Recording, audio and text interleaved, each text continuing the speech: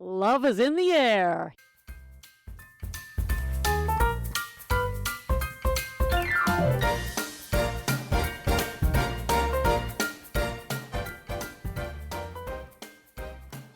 Hello, welcome to Sober Living Snippets, where we live alcohol-free, or do our best to, so we can heal our relationships, feel youthful again, and ditch regret and shame. Gals, Becca Jacobson here, launching a brand new week of snippets with a lovely theme of love. Love is in the air. Let's talk about love. Oh my God, am I singing? Sorry, I got carried away. Listen, today's Monday. Friday will be February 14th. That means, of course, Valentine's Day. And that means we're going to talk about love all week long. Different kinds of love, why it matters, how we can cultivate it, what not to do, and all that kind of good stuff. So let's get started. Today, I'm going to talk about the most important love, at least I believe it is, and that is, you guessed it, self-love. Self-love is the most important love. Let's talk about why, okay? Why? First of all, if you have a look at most personal development books, if you go online and you see what people have to say about self-love over and over and over again, you're going to hear them saying that lack of self-love is one of the biggest barriers to personal growth. And that's not a quote, it's just everywhere. And I'm sure you've heard it, and that's what I'm saying. But let's talk about that. First of all, what is it? Why does it matter? Why is it so important? And more importantly for us, why is it so difficult? It is important for us and often more difficult for us because as women who drink, we really get hard on ourselves. We don't like ourselves most of the time, and we're disappointed in ourselves, and we've let ourselves down. So this is one of the biggest barriers that women have when they join with me, and when I talk to them and get to know them, this is what I hear. Oh, well, I can forgive others, but it's harder to forgive myself. It's harder to like myself. Right, and I can relate to this so incredibly because, of course, I experienced it. And you don't have to have done horrible, horrible things in the past to lack self-love and self-trust. You know, it's easy for me to say, well, for 13 years, I was a prostitute, and so it's hard for me to like myself. But that's ridiculous. You don't have to have done something that horrible to struggle with this. So I'm talking about ordinary women, although I'm just an ordinary woman too. I had a life in my younger days that's a little bit out of the ordinary, but I'm just an ordinary woman who drank too much. And I found it very, very difficult to forgive and love myself. And I actually thought for the longest time that I could get away with it. I thought, I'm just not going to go there. You know, I'll be kind to other people. I will love the people in my life. I will be helpful. I'll be a good person. I'm good. I'll be a good person. But I really don't have to like myself. And I won't bother talking about it. No one will have to know that I frankly think I'm a piece of shit. But it didn't work. It didn't work. I couldn't do it. I tried. And the reason is if we don't like ourselves and don't love ourselves, then we feel unworthy of love, and then we reject other people's love, and then they feel frustrated, and then we actually can't love them with an open heart, because if we can't love ourselves, we can't love others. There's a barrier there. So this isn't part of the process that we can just choose to skip. If you're thinking that you want to just sort of gloss over that part of recovery, I'm sorry, but it's not going to work. It's just not going to work. In fact, many would argue that one of the biggest barriers to personal growth is the lack of self-love. And that has been my experience. And by that, I mean not just with myself, but with helping women. We get everything else falls into place. They quit drinking. They come through the recovery process with me. They do the work. They look at their lives. They talk about their past. They deal with their past resentments. They move into the realm of forgiveness, and everything goes smoothly until they get to themselves. And then I say to them, well, wait a minute, we have to look at ourselves. We've got to look at how we can forgive ourselves, how we can like ourselves, how we can love ourselves, how we can feel comfortable in our own skin, how we can truly nurture ourselves. And that's where the wall comes up. That's where the barrier starts. And that's where the difficulty is. So it's amazing. But most women are more than eager to let go of past resentments and look at forgiveness and work on whatever they have to do to forgive others, but not themselves. I have discovered, and this is going to sound like, really? That's the answer, Becca? But this is what I've discovered, gals. It's a 3-step process. And the first step, and I've said this before here on the snippets, by the way, the first step is deciding that you believe me. So deciding that it's important. All 3 steps are a decision, by the way. So the first decision you have to make is, do I believe that this is important? If you don't believe that it's important, then you're not going to do it.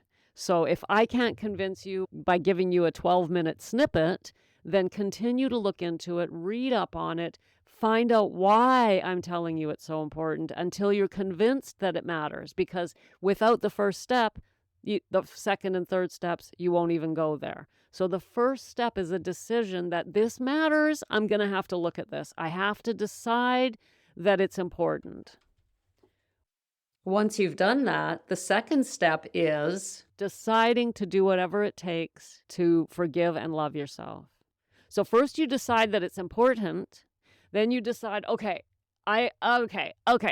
looks like I can't just skip this. Okay, I'm going to have to do it. Okay. Second step, all right, now I'm willing to do whatever it takes. Third step, do what it takes. And what is that? Well, it's more than I can explain in a snippet.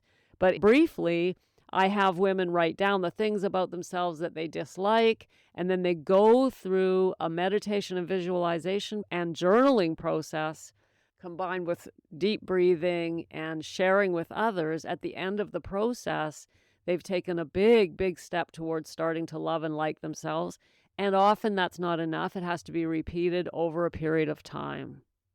So most of us can't just do it in one session where we come in without self-love and walk out the other side a half an hour later, all fixed up. It takes time and commitment over time to watch your internal dialogue. How are you talking to yourself? What are you saying to yourself? How are you feeling about yourself as you move through your day, your week, your month?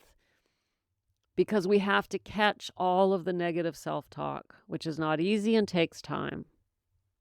So the first decision is, all right, I'm going to have to do this. The second decision is that you will do it. And the third decision is to take the action, find the help you need, and go through the necessary process of finding out whatever internal narrative you've got going on that's negative, watching your language about yourself. Women will call themselves stupid all the time, and they don't even notice they're doing it. We'll come into one of our coaching sessions, and sure enough, somebody will say, oh, well, it was really stupid, but I did this. Calling themselves stupid. This language matters. The words we use when we describe ourselves or our day or how we're moving through our world, the words we use matter. And they don't even notice they're doing it. I had one woman recently, in a 20-minute conversation, she called herself stupid 3 times and didn't even notice. At the end, I said, do you realize that during this conversation, you've called yourself stupid 3 times? And she was flabbergasted. Luckily, she believed me, although I did have it recorded. She could have watched it if she didn't believe me, but she did. So we've got to watch our language. It's not a long and complicated process, but it is a process we need to go through in order to really, truly get to self-love and self-like. We've got to like ourselves. So this 3-step process of self-love, which is absolutely necessary to personal growth, you cannot skip it, is 1, believe me when I say that, and decide that you believe that it is important and must be done. 2, decide that you're going to do it. And 3, start taking the actions that need to be taken.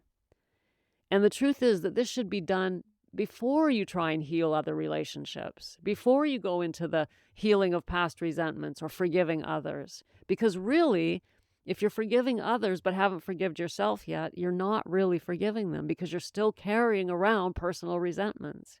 If we want to do this right, if we want to do recovery right, and not leave anything undone, then self-forgiveness, self-love is the cornerstone. It's the foundation upon which we build our recovery. And that, my dears, is the launch of our week of love. And I tell you, coming from me, this is, something else. Because of my past, and I had no romantic love in my life until my 30s. As a prostitute, I did not experience romantic love.